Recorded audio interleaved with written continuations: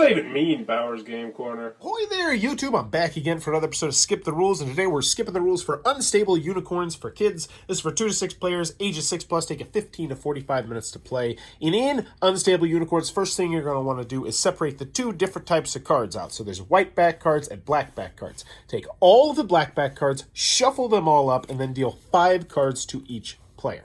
Next, each player is going to get one of these white back cards, which are the baby unicorns, and they're going to put it in front of themselves. And this is how you're going to win the game, is by getting 7 unicorns out in front of yourself. As soon as you do that, you win the game. The rest of the baby unicorns that you're not using can go back into the box. So once you got this set up, you're going to choose the youngest player to go first. They're going to take a look at their hand, and by the way, if you cannot read, you can play this open-handed. It's perfectly fine with your cards out on the table.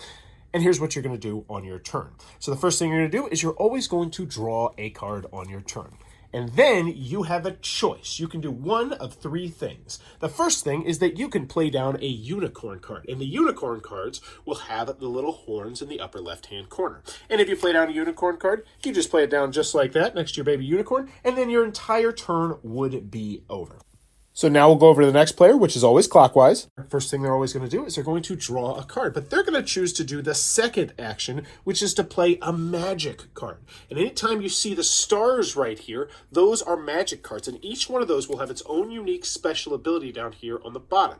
So typically, what you have to do is always discard a card in order to play this and then do the special ability. So this one says discard a card, then move a colorful unicorn card from each other player's stable to the discard pile. So if you were to play this, you would first have to get rid of a card by playing it into the discard pile like that, and then play this card, and then you could get rid of this player's unicorn, but then your turn would be over, because once again, you're always just going to draw a card and then take one action. But now it's time to show you the final thing that you can do on your turn. So you might draw a card, which you always do first, but then if you don't want to play anything, you can just draw another card. So those are the 3 things you can do on your turn. You can play a unicorn, you can play magic, or you can draw a card. But there's an easier way to play the magic, and it has to do with the unicorns. So what you might notice is that each of the unicorns has a color associated with it, and the magic have the same color. What this means is that if this player right here had this red card, they wouldn't actually have to pay the discard cost, because every single magic card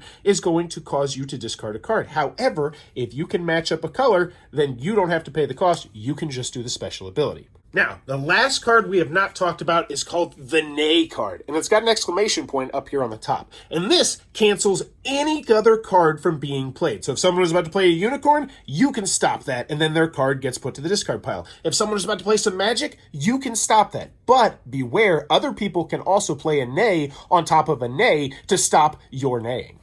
A few minor rules we haven't covered. If you ever have to draw a card and there's not a card, you just take the discard pile, shuffle it up, and you start dealing from there. Also, when it comes time to win the game and have 7 unicorns, it does not matter the color of the unicorns. You can have duplicate colors. That's perfectly fine. But that's how you play Unstable Unicorns for kids. If this video helped you out, please give it a thumbs up. That really helps me out a lot. And let me know in the comments below where I helped you out at. And as always, thanks for your time, YouTube.